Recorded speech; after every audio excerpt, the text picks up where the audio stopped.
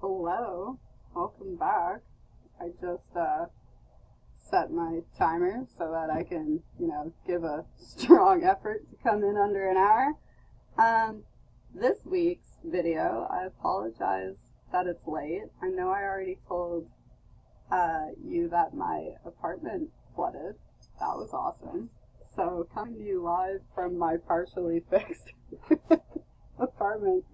And I've also lit a candle I got for Christmas from a tea shop. This one is cinnamon bun, which is lovely because this is a tough topic. I know you read the slide. It says Canada's C-7, which is actually an amendment to the original C-14 MAiD bill Backlash. And for those of you not in the Canadian context, that's medical assistance in dying. So that's our euthanasia bill, or our right to choose when and where we pass away.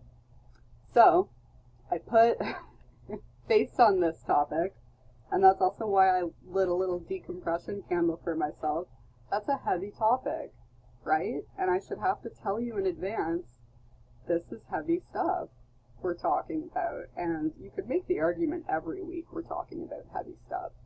And that is true.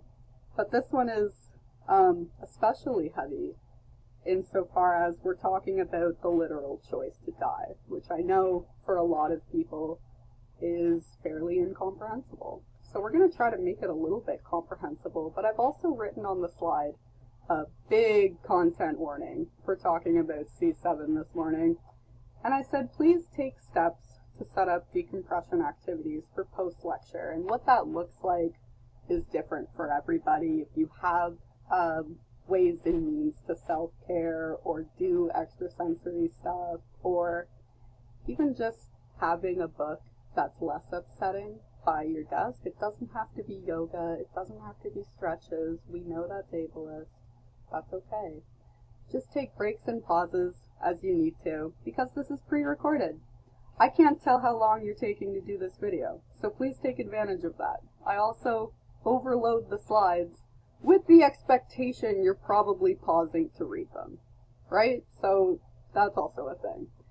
I wrote if you need to line up a safety friend for after this lecture, if you have safety teams, if you have a point of contact that you want to just talk about things with afterwards, you may want to set that up in advance. This lecture is about an hour, just like all of them, and then maybe you can set up with your safety friend or whoever, okay? So while we're doing this, there are 2 other lectures that have big content warnings that are hard like this one. Week 7, Students Left Behind, is a tough one, and Week 9, Postmodern Eugenics, for obvious reasons, is a tough one. So you have 3 really tough content lectures, and the rest of them should be a little bit easier by comparison, but we're also going to be wary of the fact that people are triggered by different things. So maybe you don't find this one that hard, and you found the Week 3 lecture really difficult, and I have space for that as well in my cozy space ethos, okay? So that's all the time I can spend on that. Really quick time check, we're going to do MAiD and C-7 versus C-14. We're going to do the webinar that you watched from DJNO, How Does Disability and Mental Illness Complicate the Original MAiD versus the new MAiD. We're going to do activism, or what does advocacy look like if you're talking about this in 2022. And then your activity. This week, if you're in my class, this is Read Around 1. Excuse me, and I'll walk you through how that's going to execute. Okay? So here we go. 1. What is it in the Canadian context? And I'm going to be more specific here that this is not the Quebecois version of MAiD, which is a little bit different, and that's just a whole area of complication that I decided to leave out of this version. But if you want to talk about specifically Quebec, we can do that in next week's discussion. Okay? So I put here in this kind of overview of an overview slide that all that yellow colored overview content on your syllabus, if you see color in a kind of quote normative sense, the first 3 lectures were yellow. And that was overview content. That was like base blocks you need to understand the green content in 5, 6, and 7. So all that yellow, if you didn't already complete those lectures, you're going to need those to understand this unit, because the difficulty of policy kind of ramps up in a hurry. So I did a whole 3 weeks on all that base content you would need to understand the policy arguments that are happening here. Okay, so this is your warning that if you didn't do the yellow lectures, you're going to find the green lectures really, really difficult at this point. Okay, so I wrote, these arguments require at least an abridged understanding of disability justice, advocacy, deinstitutionalization, and cultural policy mores in order to see the arguments they're making here. So there's a lot of assumed information in disability studies when we start kicking off arguments about Medicaid or MAiD or expulsion policy, which are the 3 policies I highlighted for this course. And all of that building block information you're going to see weaved throughout these policy discussions. Okay? So that's it. This take-up also assumes you've already watched the Death by Coercion panel.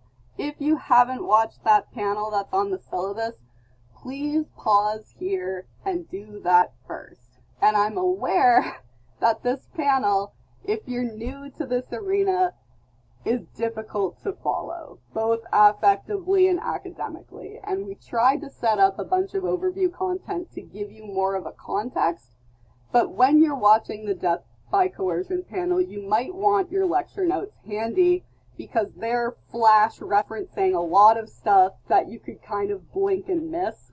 And, you know, that the panel's really great, but it assumes that you're already basically an expert in disability policy to be able to really understand what they're talking about. So I'm going to go through that with you, but I want you to try that panel first, okay? And take your notes, and we'll see what your takeaways were, and I'll show you what I wanted you to take away from that, okay? So, the context of MAiD, with about perfectly 10 minutes to go. The original intent of it, the one that passed in 2016, the C-14 bill, was based on legislation that already existed in the Netherlands and Belgium. And it was the medical assistance in dying, death with dignity, or right to die with dignity bill. And if you're a mid-millennial like me, or Gen X, or anybody above that, you'll remember in high school, it was high school for me, from approximately 2006 to 2016, all the debates about whether or not C-14 should be legalized. And most of those debates, it's important to notice, particularly if you weren't participating in those debates, that it was mostly about physical terminal illness. And so C-14, the original version, passed that you had to be diagnosed medically with an illness with an expected prognosis. And it started with 6 months, and then it kind of moved around to 12 months. So if you had Huntington's or something, or ALS, and you were within a year of your prognosis date of death, the intent of MAiD was to give you the option to go home to your family, have some final occasions and setup, and a doctor could assist you with passing away in a more pleasant, planned environment, rather than suffering through that whole final year.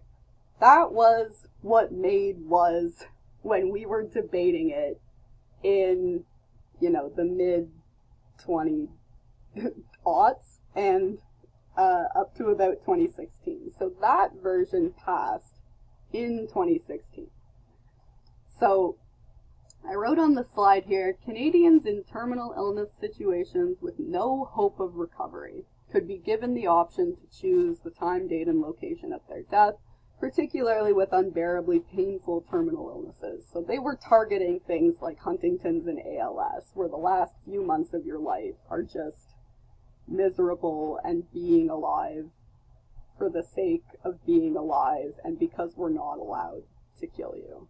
So that was MAiD. MAiD 1. So then C-7 comes around in 2020. A bill amendment, or a change, was tabled in Parliament, and the core amendment was the expansion of MAiD beyond that audience. So the language in the policy was for people whom death was not reasonably foreseeable. So they didn't have a medical prognosis of being within 12 months of passing away, and expanding the option beyond diagnosed terminal illness. And they called that fair access when we were debating it throughout 2020 and 2021. There were a lot of arguments in cultural media about the fairness of only allowing medically recognized prognosis and only certain conditions. And the original MAiD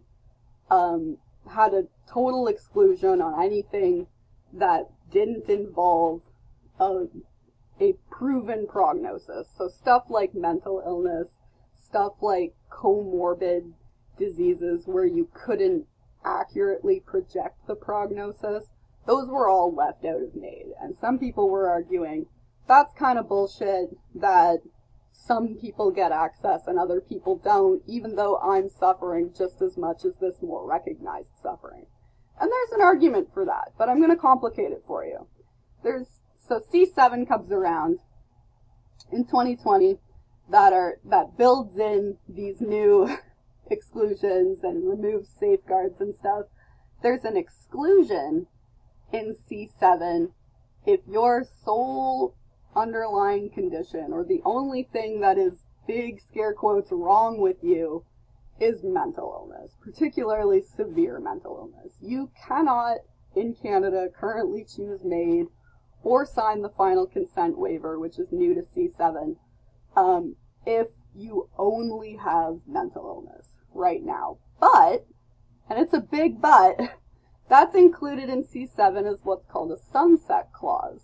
So it's built into the policy that 2 years from the date it comes into power, that clause repeals itself. So 2 years from whenever C-7 passes, you can become eligible for MAiD if your sole underlying condition is mental illness, and you've determined and gone through the assessments that there is a prognosis for you, and it is more valuable to you to not be alive than continue to live with this condition. And that's what I'm talking about. We're saying the anniversary of the day on which this act receives royal assent. So that's the legalese for 2 years from now, this clause self-destructs and all bets are off, right? So I said MI isn't completely excluded if you have a concurrent condition that they do recognize on track 1 or track 2 of MAiD, along with a mental illness, you are still eligible. And there's a lot of problems with that too. So C-7 was pitched in 2020 and 2021 as relieving the suffering of Canadians. So based on that information, it's kind of hard to say what's wrong with alleviating suffering, right? And I'll tell you a little bit more, and you can pause here because I'm just putting a bunch of legalese changes, and I don't expect you to actually know all this, but I'm telling you the differences between the 2016 and the 2020 MAiD. So there's 2 tracks that you can apply for when you're interested in MAiD, and most of these changes happen to track 2. So track 2 on physician written opinions adds that consults must be had with a GP that specializes in the condition that the service user is applying to end their life without. But this expertise consultant is not told that this consult is being used toward a MAiD assessment, and their argument is that if they let the GP know that, that would add stigma to the patient. But it also creates a really problematic gray space where this GP may be advising, palliative care methodologies without knowing that this patient is actually actively pursuing their own death. So there's a lot of gray area there. C-7, both tracks removed the two witnesses thing. Now it's just one witness, and the GP in certain situations, GP is general practitioner, has the power to be that one witness. So you and your doctor in some situations can have this talk and do this application, and you don't need a third party to go through the application process. That's a problem, obviously. C-7 Track 2 Informed Consent has written stipulations about what the GP has to tell you before you proceed with the MAiD application. So they have to tell you about counseling options, mental health options, disability support options, community service options, palliative care options, and if you request it, set up consultations with people who provide any of those services. We have no oversight as to how that happens, but we're pinky promising that that happens. Track 2, under the serious consideration clause, the service user must be given reasonable and available means as to the things I stipulated a second ago to relieve suffering. So if you didn't try to do any of those things, you are technically ineligible for MAiD. But because the oversight process is infamously unclear, we have no real way of assessing whether any of those options were realistically tried. We're kind of just doing it on pinky promise as well. Track 1, there's no longer a waiting period between when you start the assessment and when they actually administer the medication. But on Track 2, which is the one that C-7 is kind of primarily concerned about, there's a 90-day wait between starting a MAiD process and actually being administered the application. So that's actually good.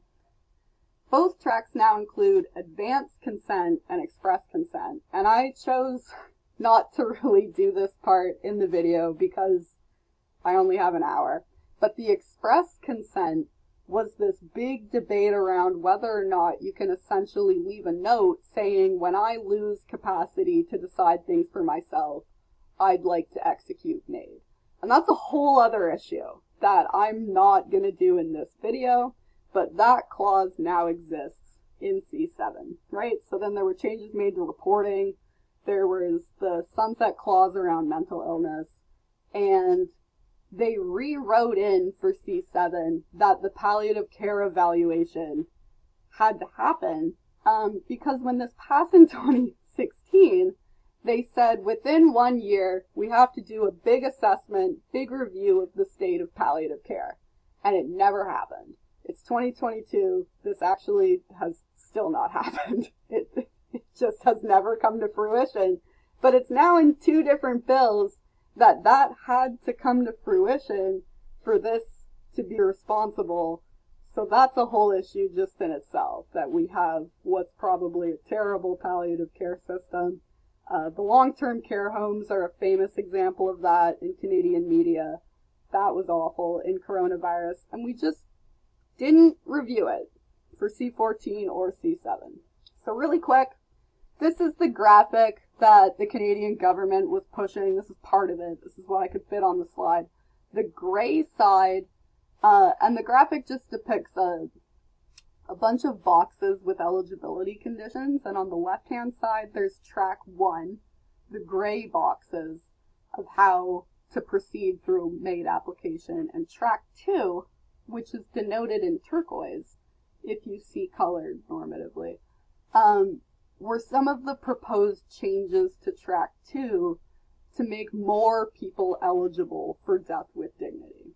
Okay, so Track 1 is fairly straightforward. It's the original criteria where you have a heinously serious medical illness and your death is imminent for you. Track 2 is the complicated one, where they say the language is a grievous and irremediable medical condition, and we'll talk about why those words are pretty creative in this context. You have to have a reasonable foreseeability or prognosis of death. And there's other eligibilities pertaining to comorbidities with mental illness, with the sunset clause on mental illness as the sole cause. So then they're talking a little bit about safeguards, and the safeguards was basically the assessment application, and you notice from all the changes I said that they actually made the assessment application quite a bit easier to complete. So if anything, the safeguards have not strengthened, they've been reduced, but that's okay. And then final consent and waivers in administration, I said was the part where you can sign for in advance if you wanted MAiD to happen to you when you became incapacitated. Okay, so that's, the governmental experience of MAiD. So then, I gave you as a way into this, from the disability perspective, this really great webinar that the DJNO put on called Death by Coercion, and it used a number of experts from around, I think it was just Ontario, which I realize is kind of a problematic all-Canada context to only use Ontario, but this was the best video I had until we assemble an all-Canada panel. Okay, so bear with me here. I wrote on the slide, what's wrong with freedom of choice? Isn't it good that we're being less discriminatory about who can use MAiD? I think a lot of people think that. There are two core issues that are taken up by this video. And I summarized it kind of reductively by what does informed consent mean in this context, and what information is consistently not appearing in legislation debates. So we'll do that. So I've got my kind of quick summary, and I'm going to check the time here, okay, of the Death by Coercion panel, and then I'm going to take you through some key quotes from that lecture. Again, if you haven't watched it, please do, it's just important. I said another way of saying this, quote, people who are an active burden to society can now choose to end their lives, end quote. Or people for whom social and healthcare services have failed may now choose to end their lives, end quote. And that quote's me summarizing the lecture. That's not anything anybody said, but that's the strong implication here.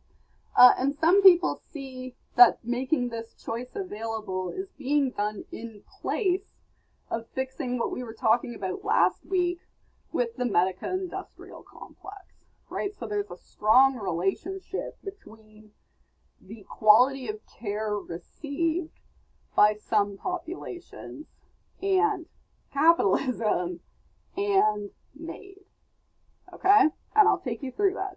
This discussion posits the implicit argument that MAiD is offering a non-choice insofar as Canada is aware that we are failing these specific populations via the medical industrial complex in basic care and support, and we chose instead to extend their end-of-life options and then not discussing that relationship to the social construct of the medical industrial complex or complexities of care or who's not receiving adequate care.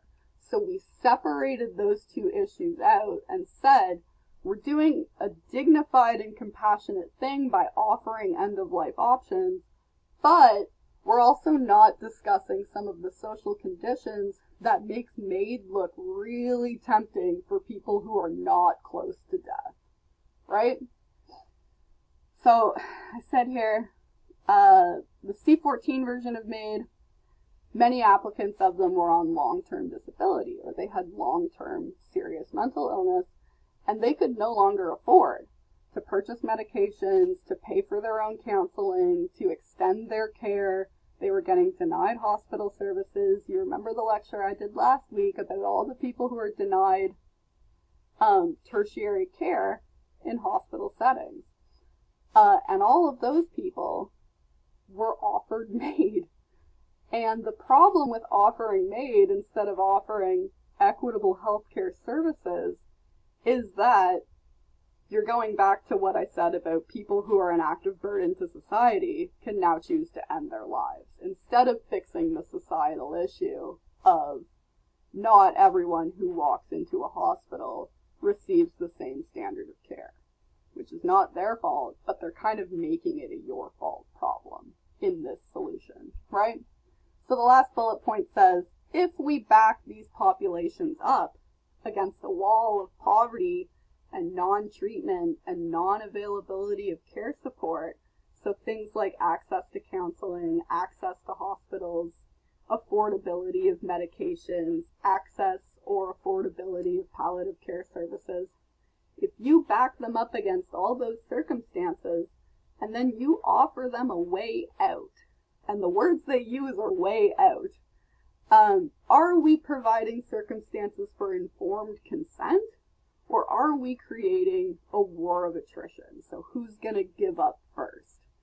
So that's why it's titled Death by Coercion, because a lot of the argument in this video is that if you make someone so destitute and so ill and so poor and unable to access the care options we have that we're touting as solutions to their problems, they are not giving informed consent when they're choosing to utilize MAiD, because we've backed them up against a wall and said, you can keep doing this, or you can choose MAiD. And that's where the war of attrition comes in. So how long can you survive doing that until you want to take that way out, right? So here's a couple quotes that I wanted you to see from the video. I'm going to read just the second one, and you can pause and read the other ones just because I have to move on, okay? So Cyrus was one of the speakers, and they said, MAiD is made for some of us. MAiD has been created to disappear particular parts of our community. The relationship between race and disability is really relevant here.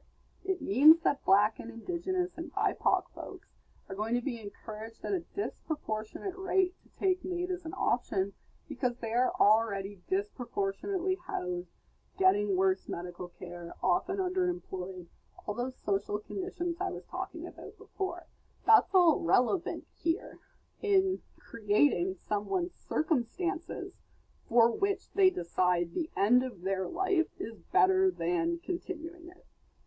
Right? And then Anonymous backed that up with the conversation we were having a couple weeks ago about how Trudeau said 2,000 is the minimum quality of life support, but most people on ODSP, or the Ontario Disability Support Plan, do not make $2,000.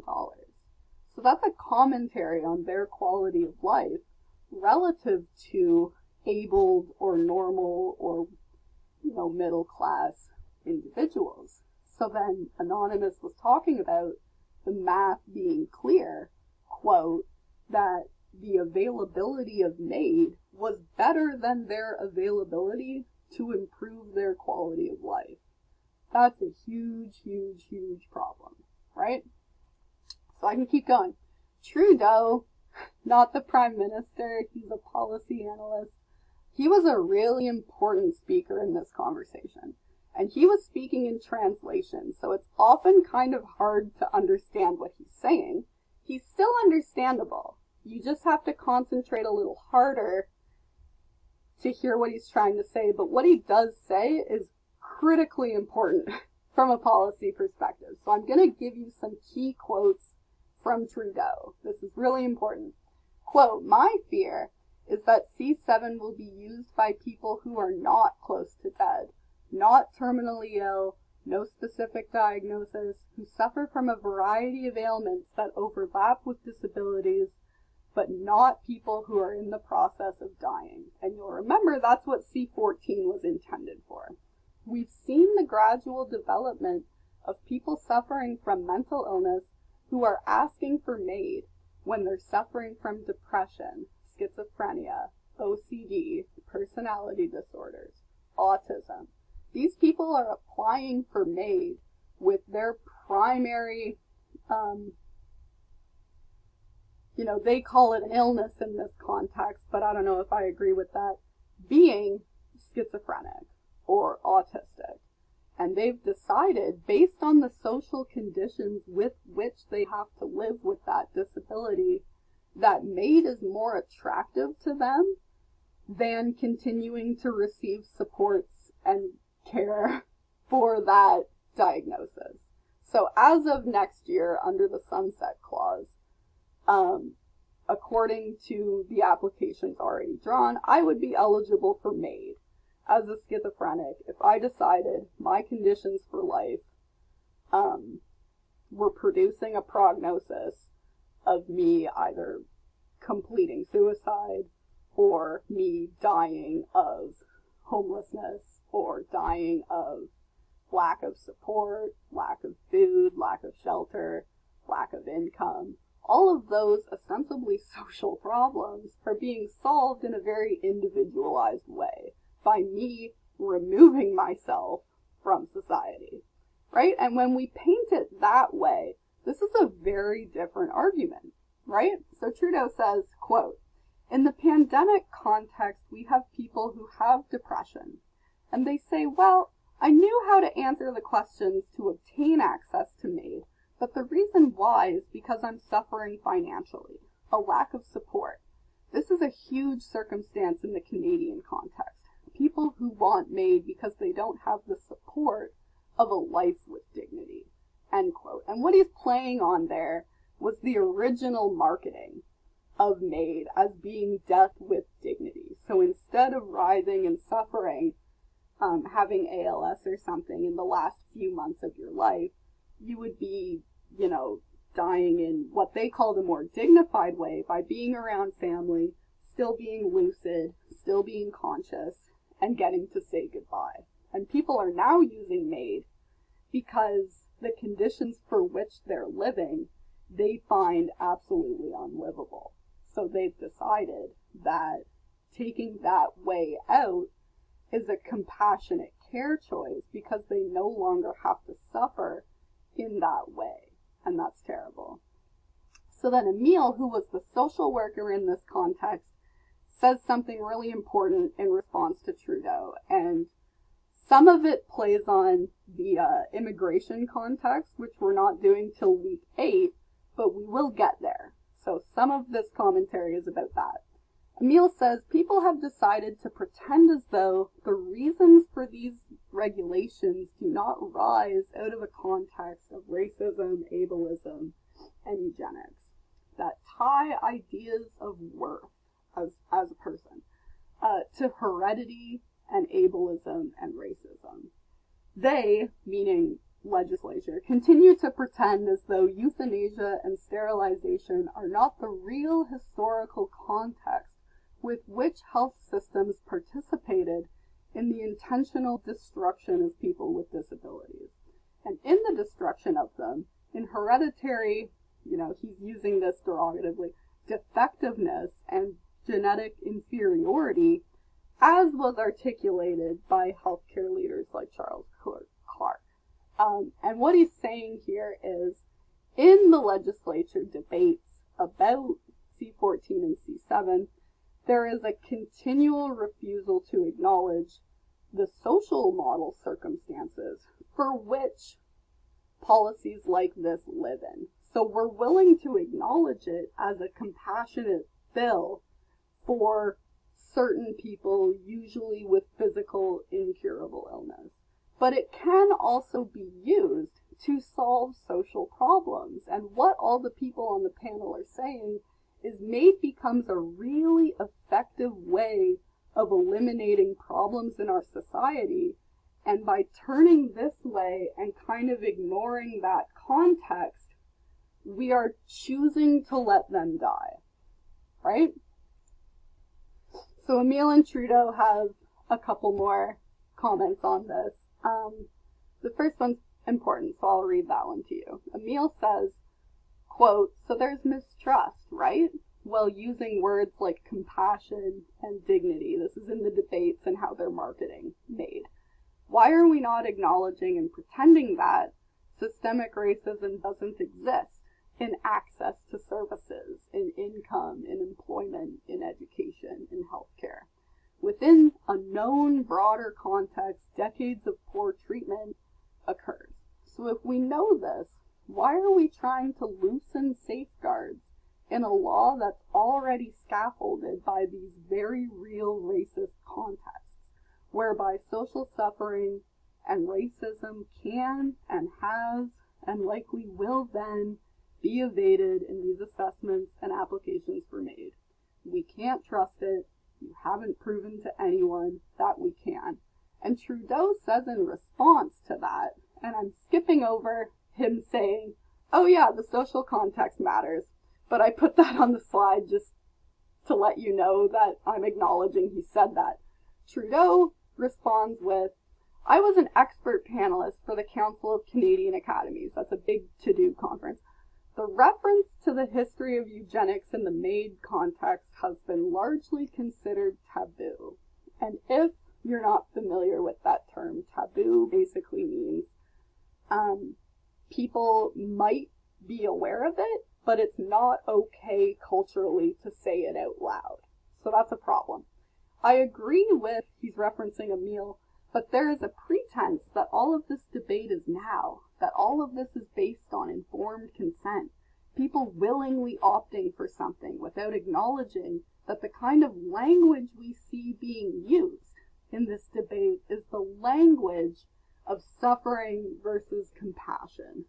That was the basis of policies that we saw in the eugenics era. So for things like forced sterilization or for putting people in institutions and putting them out of their misery, we made that same binary comparison between suffering and compassion. And Trudeau is making the point that those other laws that we now see looking back as eugenicists is what's happening around MAiD. So there's a connection there. So he goes on to say, your comments, Emil's comments, are spot on, but they have been completely cast aside, been made taboo as if we've completely acontextualized historicity and presentism, as if we're just creating an opportunity for a rational being who would want to control the matter and timing of their death. End quote. So this was a fairly complicated way of saying what I basically summarized earlier. People who are an active burden to society can now choose to end their lives, but at the same time, we're ignoring the social context that made that option so desirable to them. And we see them choosing MAiD as compassionate care, while at the same time not acknowledging that the care available to them is not only not compassionate, it's also openly racist, openly ableist, openly eugenicist, and we see that happening even more prominently during coronavirus. And I'll get to that. So that was important. So then I also gave you the 2019 MAiD report, which they put out right before they started tabling C-7. So it had a bunch of data about manner of death and how they chose to do this and who applied and all this stuff. What I want you to notice about this is almost 20% of service users, so service users in this context is people who chose to end their life via MAiD. These people have all successfully completed that process and they have now passed away. Almost 20% of them were in palliative care for 30 days or less, and they decided that's enough. We're going for MAiD. Only 90% of people who took this route had access to palliative care, and they kind of bury that statistic. I thought I would unbury it for a minute to point out that of the what was it, like 6,000 or something that did it, 10% of them did not have palliative care as an option. So that's problematic. 41% of MAiD service users had disability support, and their definition of disability support is any kind of accessible learning overlay or build-in. So it goes way beyond the ODSP context of disability support. But only 89% of this 41% actually received the supports they needed. So if that number is less than 100, that's a problem. And that number's less than 90, right? So it's another 10% of people who should have had palliative care or should have had disability support access, and they didn't. And now they exist as statistics, but those two 10% are really important statistics. And the silence around those statistics is deafening, right? So then I wrote, there's no data collected on the adequacy of the support offered through disability of palliative care, the adequacy of ODSP support, which they go on to discuss later, or the quality of life while in palliative care receiving disability support. And this was part of the oversight argument that the panelists were making, where if we're not collecting this information, we're kind of consciously choosing to ignore it, right? Just like we report those 10% and 10% of people who required what we see as basic health care, and they didn't get it. And we compassionately let them die a death with dignity. And I think what a lot of people are asking is, where on earth was their support? And was that a coerced choice? Right? So you might be wondering, if you're not familiar with this argument, if C-7 passed, it did. It did almost a year ago now. It passed next month, last year. That is law. Everything I stipulated in C-7 is law. In 2023, people with schizophrenia, people with autism, people with SMI class illness, people with depression will have MAiD available to them as an option as per the sunset clause. And so I put a quote, Dying with Dignity Canada, who's a big pusher of the euthanasia bill, obviously, thanks all the parliamentarians who listened to the voices of Canadians and passed this compassionate bill. And I didn't even put a comment there. I'll just leave you to reflect on that for a minute. So, with about 15 minutes to go, we're going to do activism and we're going to do your activity. So now I'm going to tie this back to the pandemic context. And I'm sure, because you're very smart individuals, you've already started putting the pieces together because it's fairly obvious, right? So I also gave you Megan Linton's Disability, Death, and the Fight for Justice. She starts to fairly obviously put these pieces together. Quote, Bill C-7 expands MAiD to disabled people regardless of their proximity to death. So part of the big argument was that the prognosis through C-7 of 12 months is no longer required. You don't have to be anywhere close to a realistic death date to apply for MAiD now. Last week, 3 UN special rapporteurs unanimously condemned C-7, noting that, quote, such legislative provisions would institutionalize and legally authorize ableism and directly violate the UN Convention on the Rights of Persons with Disabilities, end quote of an end quote. So then she says Jean Touchon was one of 2 applicants who fought to expand MAiD in Canada, and there were plenty of arguments for how narrow C-14 really was. But that argument kind of falls apart in a hurry based on what we've been talking about, right? So, however, Jean's desire for receiving MAiD was because of the conditions he was kept in while being psychiatrically institutionalized. So the care conditions in his psychiatric care unit were so poor that he made the, quote, informed consent decision to make use of MAiD to not have to live like that anymore. He found death with dignity better than the care available to him in a provincial ward. That's a problem. Catherine Frazee, famous activist, says, quote, some say that the suffering of disability defies all hope, which we know to be a really ableist reflection on disability. As it did, they claim, for Jean Touchon. But the deprivations of institutional life that choked out his will to live were not an inevitable consequence of disability. So what she's saying is, even if you take the argument to be true, that some disabilities provide really poor quality of life. So if I take myself as an example, if my schizophrenic episodes got so bad and I was hearing so many things and hallucinating so many things that my quality of life was awful, that's a different conversation than the conversation Jean is having in saying, my life in this unit is so bad that my life is not worth living. And the difference between these two things makes a difference in the informed consent conversation, but for the purposes of C-7, those two things are the same thing. That's not good, right? So the final quote here, the shift of progressive politics supporting disabled people fighting deinstitutionalization cannot be understated. So there is progress being made here. This shift is demonstrated in the votes of the NDP as the most left-leaning party in Canada. The first vote on Bill C-7, the entire party voted for amendments to the bill. That was in 2020.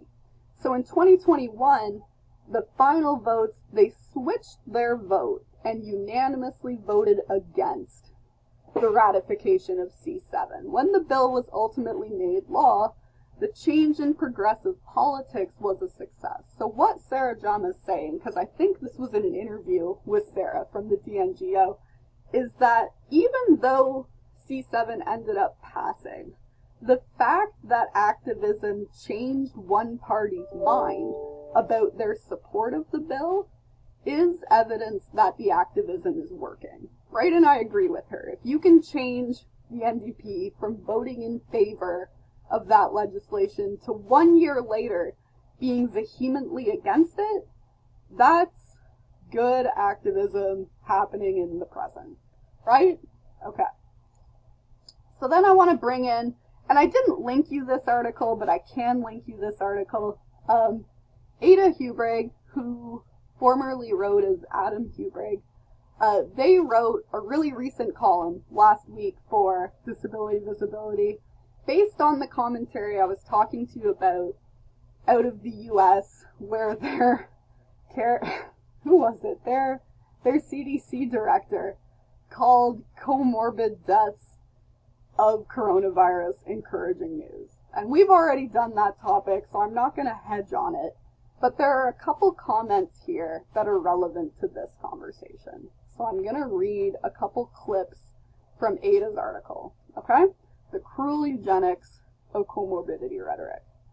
They say conversations that are mostly happening on the phone, Zoom, or through messaging because I need to be safe, because I'm one of those immunocompromised people in the, quote, 4 or more comorbidities camp we keep hearing about, with a bit of emphasis on the more part, to be honest. These days, with so many people repeating the only people with comorbidities talking point, I feel like a heap of comorbidities in a trench coat, pretending to be a person. Quote, so in a Zoom meeting with colleagues, in messages with friends, or on the phone with a family member I have loved my whole life, it stings every time they repeat this messaging, but only people with comorbidities are dying. I have been told almost daily, since the earliest stages of this pandemic, that it's only people like me that are dying, that people like me are somehow a completely acceptable sacrifice for the economy and the return to normal. What should be read as a profound failure of national policy to protect the most vulnerable is being repackaged as encouraging news. And when I remind them that when they talk about people with comorbidities, that they're talking about people like me, the response is predictably the same. I wasn't talking about you. Quote, the rhetorical function of that word, of comorbidities, is to erase our identities, to talk about us without talking about us. With the rhetoric of comorbidities, we're not your siblings, or your grandparents, or your neighbors, or your friends anymore. We're statistics. And I'm going to draw that word statistics back to the statistics I pointed out to you from the MAiD report. 10% of people who executed MAiD did not have access to palliative care. 10% of people who executed MAiD had recognized disabilities and had no access to basic disability support. Those people are buried statistics in that document who had comorbidities, who had disabilities. They applied for MAiD and they got it. They are not here with us anymore. So we can draw that a little further, right? If we're talking about people that were willing to die with dignity, on the left here is from January, so from 4 months ago. As someone who is immunocompromised, it's disappointing how quickly everyone went full-on eugenics when it came to COVID, when we were loosening all the restrictions. Quote, a lot of healthy people telling sick folks how to feel about COVID. Take a step back. Or, now we're in February, and we're talking about loosening the restrictions. And there was this ridiculous poll that I think only 900 something people even filled out, but it made the news and it went viral and everything. 54% of Canadians now support the negligent homicide of the immunocompromised so they can go to Olive Garden, and quoting the study. And another comment said 54% of Canadians, more Canadians died in January than participating in the government poll, the Angus Reid poll, that provided that result. So a lot of it's about how we're coding the information that's getting out there. And those statistics that stand in for disabled lives, for BIPOC lives, for FNIM lives, for people with comorbidities, all of these people that MAiD is surreptitiously targeting for the applications to MAiD, because we don't have to solve the social problem if you remove yourself as a problem. And that's the problem, right? The problem is not whether or not they can agree to give consent. The problem is that the consent is coming from being backed up against a wall, having a horrible quality of life that is institutionally, that is socially, that is federally okay with everyone. They're just okay with the disposability of that life. And then asking them, do you want a way out? I think if you hold them up against that wall long enough, they're gonna say yes. And that is not informed consent, right? So, that was tough, wasn't it? If you need to pause for a second, we've got about 5 minutes left. I'm going to take a sip of tea, and then I'm going to talk to you about the activity. Okay? I'm going to sniff my candle real quick. Cinnamon bun, yes. Okay. So you'll see on the syllabus that this week is Read Around 1. And the Read Around comes after the Write Spaces, comes after the Writer's Workshop. The Read Around is our group cheerleading of the material that you've written so far. So I'm aware that writing content, particularly content that you might be unfamiliar with, is tough. And that's why I'm not giving you grades on the content every week. I don't want to punish you for trying to write about this. And I've been trying to write about this for years, and I would argue I'm still not very good at it. So you're certainly not going to learn to write phenomenally about this in 4 months. I'm not that good. But the Read Around is partially about sharing your work to hear how others are approaching this, but also about cheerleading your team and saying and recognizing, I really love the work you've done here, and you can do this. Because I think a lot of the best activism is a community project. It's not one person taking on the system like cinematic film style and winning. It's a whole community and a support team and a safety team of people that build each other up over time to be able to do and write and talk about this work, right? So that's the purpose of the Read Around.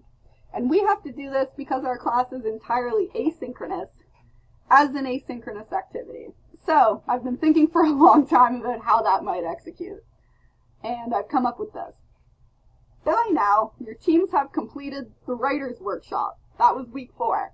exchanging your write spaces with a partner for editing. You have this week to finish editing your write space that you had edited in the writer's workshop based on your feedback.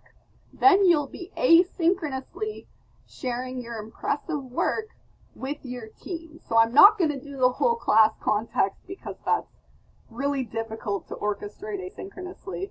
Maybe the last read around will be the entire class, but the first two is just your own team. You can accomplish this in a form that suits you, but it must be able to be uploaded to your private team server. So I think the limit is 800 megabytes. So you can't make like a 2-hour video. I don't even think a 2-minute video would fit. So you may have to upload it to a private YouTube and send out a link to your team. You can make a TikTok video. I know the kids are into TikTok right now.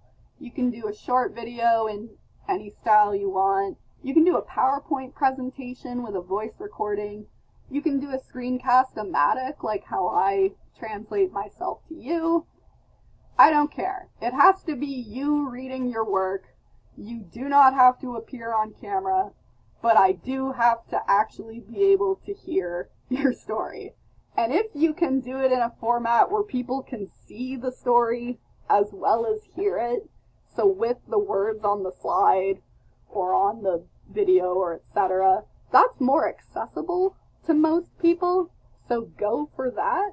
But I'm not bothered if your creative idea is like you doing an interpretive dance and there's a voiceover of the story. That's fine with me. Your teammates will offer cheerleading and feedback based on a worksheet that I'm going to be posting to your Discord server. So, if you're on Team Quokkas, and there's 5 people on the Quokka team, you're going to get 5 videos onto the Discord server, and you have to watch the other 4 videos and give a little bit of feedback. And I'll show you what that looks like from when we did this in my writing class. So does that make sense? If you have 5 people on the Quokka team, you are giving cheerleading to 4 people. You can also cheerlead yourself. I can't stop you from doing that. That might be nice. So this is what the read around looks like in my other class. So it asks you 4 questions, and they're not designed to be difficult questions, right? So they had team polar bears. They had to pick teams based on animals. What write space was it? Can you tell? You should be able to tell which one it was from hearing it. What genre did they try to do? What was a memorable moment? And a lot of that is like, you know, a climactic action scene or a quote that was especially funny, etc. And general cheerleading. So things they did well. So in the writer's workshop, you were more so focusing on giving positive but constructive criticism. In the read around, we're not doing criticism here. We're doing full on, this is what I really liked about it, and I'm learning from things that you did really well. We're removing the criticism element from this part to build your confidence and build team camaraderie. Because building that confidence and building up your team increases your resilience, it increases your dedication to community, it makes you want to do this kind of work. It's all benefits. I don't think we always need to be criticizing your work. I think this week we should be celebrating what you've done so far, right? And if you give me permission to enter your channel, I would also love to see your videos. So that would be great. You have until Sunday to post and leave commentary. So you can work out amongst your teams when that's happening. The doc will be a Google Doc, and you can just write in as the videos appear. Okay? So I'm going to do this slide just as a thank you, and for anyone who wants to contact me about any of the content here, that is my my contact information. I always get tongue-tied around the 1 hour mark. And if you're in my class, obviously you can just DM me directly on Discord. We will have the discussion about MAiD next week, Monday, for whoever wants to be there for that.